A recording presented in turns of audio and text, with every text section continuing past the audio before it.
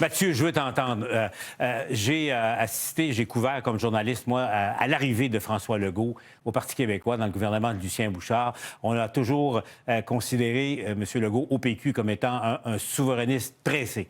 Un pur et dur, appelle-le comme tu veux. Là, corrige-moi, mais là, c'est clair que c'est terminé. Il n'est plus souverainiste. Moi, Non, en fait...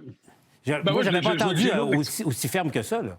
Ben, en même temps, on n'a pas entendu la même affaire. Je le vois fuir désespérément à la question, s'il y a un référendum. OK, vous voulez pas de référendum, on a compris. Mais s'il y en a un, comment vous votez? Il dit, je réponds pas aux questions hypothétiques. Mais juste avant, il expliquait que si le PQ prend le pouvoir, c'est une hypothèse haute, si je peux me permettre, alors il va y avoir catastrophe économique, danger, instabilité économique. Donc, il choisit les hypothèses auxquelles il veut répondre. J'y reviens à la question, vous votez oui ou non sur un référendum. Là. Vous en voulez pas, vous allez tout faire pour qu'il n'y ait pas lieu. Vous votez oui ou vous votez non. Ah, je réponds pas. Ah, je me sauve. Donc, on commence à être habitué avec M. Legault là-dessus. Puis quand il dit on n'a pas les moyens de perdre un troisième référendum, si je peux me permettre, Yasmine, en 95, elle n'a pas perdu son référendum, elle a gagné son référendum. Moi, j'ai perdu en 95. Eh bien, M. Legault, s'il dit qu'on n'a pas les moyens de perdre un référendum, c'est qu'il s'identifie au camp indépendantiste. Sinon, il ne dirait pas qu'on va le perdre. Donc, un moment donné, on a compris, pour M. Legault, pour M. Drainville la semaine dernière, les caquistes nationalistes sont prisonniers dans une espèce de pacte inaugural où ils prétendaient ne pas vouloir parler de ça, pas vouloir parler de ça. Quand la CAQ risque d'éclater, ou à tout le moins d'être balayée aux prochaines élections, les caquistes nationalistes vont retrouver la foi refoulée. Moi, je les appelle des souverainistes dans le placard, des closettes souverainistes, hein, des souverainistes cachés, des souverainistes qui n'osent pas se l'avouer, mais à un moment donné, ils vont le dire à leur mère, « Maman, je suis souverainiste, je n'osais pas te le dire. » Donc, eh bien là, je pense qu'on va assister à ce retour-là. C'est un peu, puis elle ajoute, un dernier point, c'est important.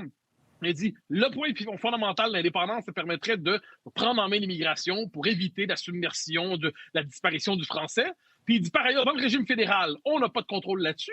Puis il dit par ailleurs que ses adversaires, eux, consentent à cette submersion migratoire. Donc il reconnaît lui-même que l'enjeu existentiel premier pour le Québec n'a pas d'emprise là-dessus, mais il dit on n'en parlera pas parce que ça pourrait créer une instabilité circonstancielle. Il en est drôle, un peu pathétique, je crois.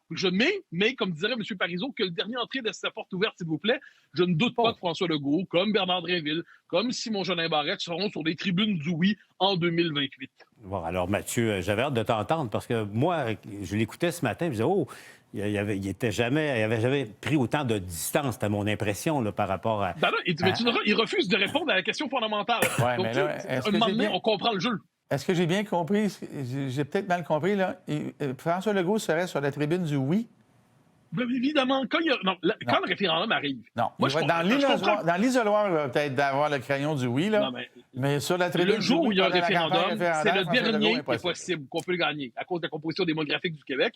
Est-ce qu'un souverainiste de toujours, comme François Legault, va se dire à ce moment-là, « Ah ben, je décide de rester chez moi, je vais aller à la pêche, je vais aller faire un tour chez le dentiste, parce que j'ai pas envie de me faire connaître là-dessus. » Tu oublies un facteur important. Attends, Gaétan.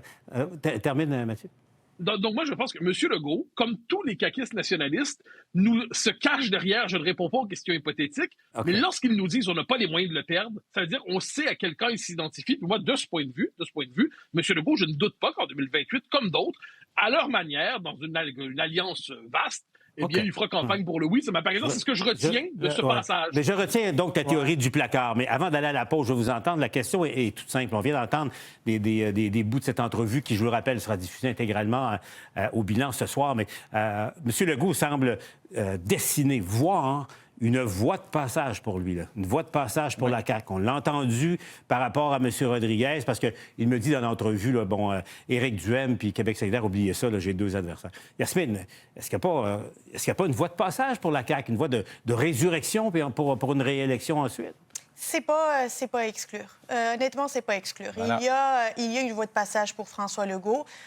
D'autant plus que si la déconfiture des libéraux continue de se poursuivre au courant des prochaines semaines et revenir jusqu'à le début de la session parlementaire prochaine, finalement, il va être l'homme de la situation pour la CAQ. S'il a réussi à faire des choses durant cette session parlementaire-là, et il n'y a personne qui se dégage encore aujourd'hui. Donc, toi, tu penses que la CAQ n'est pas morte? Gaétan, rapidement. Là. Ben, moi, je l'ai dit à plusieurs reprises, j'étais probablement le premier dans tous les réseaux à dire... C'est vrai que tu l'as dit, qu'il y avait une possibilité pour eux de remonter. Et puis là, évidemment, les libéraux lui donnent une opportunité en or.